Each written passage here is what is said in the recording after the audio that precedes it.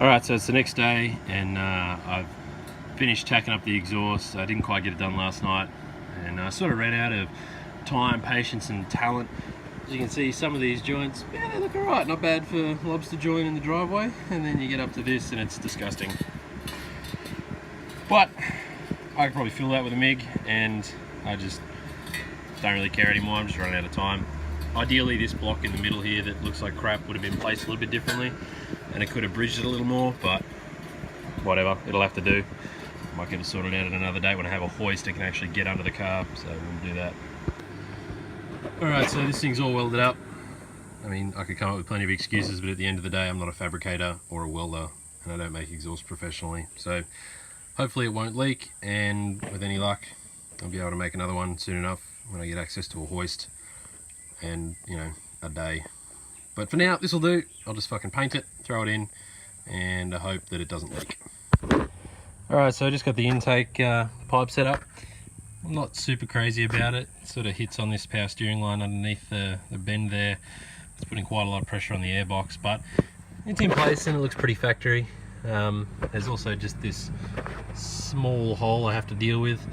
Not too sure what I'll do about that, but I'll figure it out and see what happens. So next I might bolt the exhaust on and then deal with these injector leaks. Alright, so it's all back together, pretty much complete at this point. I just ended up taping up this hole for the meantime, and with the injectors I replaced one hose clamp and there seems to be no leaks, which is bizarre because it was leaking from quite a few. So fingers crossed that fixes it for now, because I really can't be bothered to deal with it today. I'm a little low on coolant stuff, but it's this Evans waterless coolant. It's like $80 for 5 litres, so I really don't want to have to fill it up again, but I think I might end up doing it today anyway. So this is the first crank and we'll see what happens.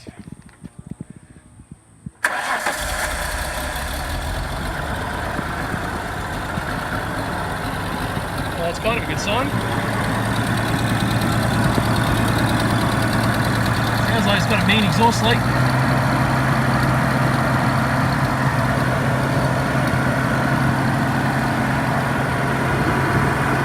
Idling alright. Man, that's a bad exhaust leak.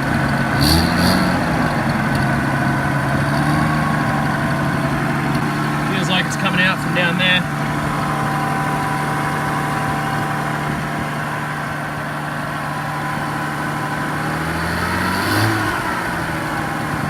Let's see if we have any boost.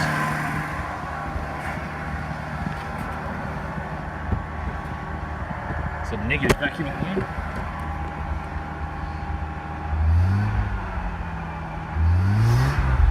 Ooh, that sounds like a turbo. How exciting. Alright, that'll do it for now. Alright, so I've changed the oil, I've gooed up that exhaust leak, hopefully that'll fix it. I think it's just because the downpipe I made is putting a little too much strain in the wrong direction, so it's not seating properly. So as I mentioned before, I'm too lazy to fix it, so I just gooed it up. Hopefully that'll work. The timing's a little bit out, but I kind of need to set that when it's warm, so I'm going to bleed up the coolant system out of this little bleed screw here.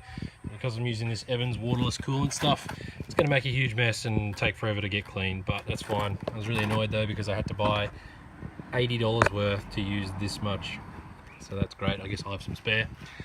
But I'm going to fire it up, warm it up, set the timing, check for leaks, and hopefully I'll be able to take it for a drive in the next hour.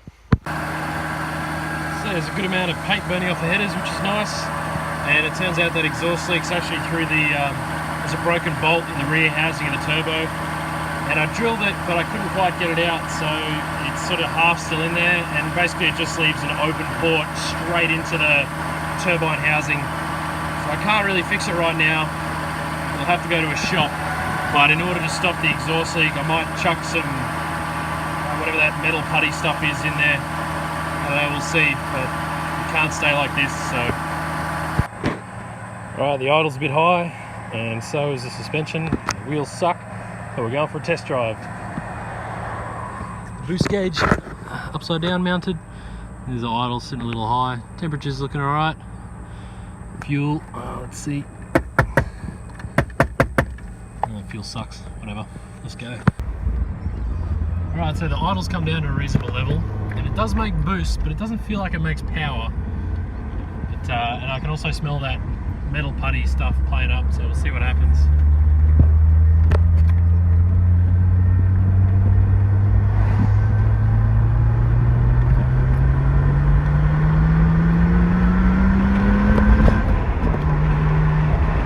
It gets along, but it doesn't really want to.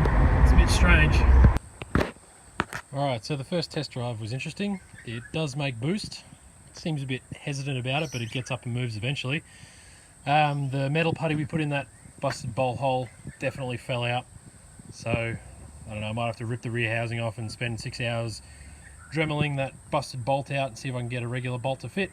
Other than that, the only other issue I've seen is that the split pin has fallen off the wastegate actuator, which could have been disastrous, but thankfully the arm didn't fall off, so wasn't making untold number of boosts. But I did see the gauge spike to 10, so I'm not too sure what's going on there, but it runs, that's the main thing. Alright, so it's working and we're making a boost. So we'll just look down here real quick.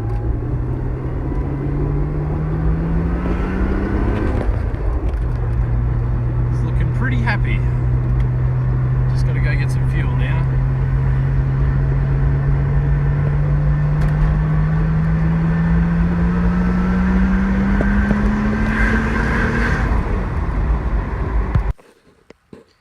Alright, so after I shot this drive, I went to the fuel station and came home, and I realised that the timing was at 5 degrees after top dead centre, so I ended up retiming it to 10 degrees before top dead centre and took it for another drive, and that really cleaned it up. It pulls quite hard now and is really what I want it to be for the moment. So it's nothing crazy, but it's pretty good. After this, I ended up going for a drive to my sister's place for a Christmas pool party, and on the way home, Dad got some photos out the side of a car of me at night cruising along, and then the following morning I went on the R31 cruise day. Alright, so we're on the 31 cruise. Turbo's working awesome, making about 8 to 10 pound of boost, and seems to be running fairly strong. I think there's a little bit of debt up top, but it could be just because we've got a really hot day, but it's running awesome. The aircon's cold, it's a nice day, can't be happier. Alright, so plans for this car now. I've got to change the intake setup, get rid of that rubber hose and see if I can figure something else out, or at least get something that doesn't have a hole in it. I also want to make sure that that fuel rail's bolted down. I might actually change the fuel rail back to a naturally aspirated one and put all the turbo injectors on it. And other than that, just tidy it up really, try and make it safe, reliable. I might put a front mount intercooler in it because that crossover pipe will be getting mighty hot. And yeah, just enjoy it for a little while.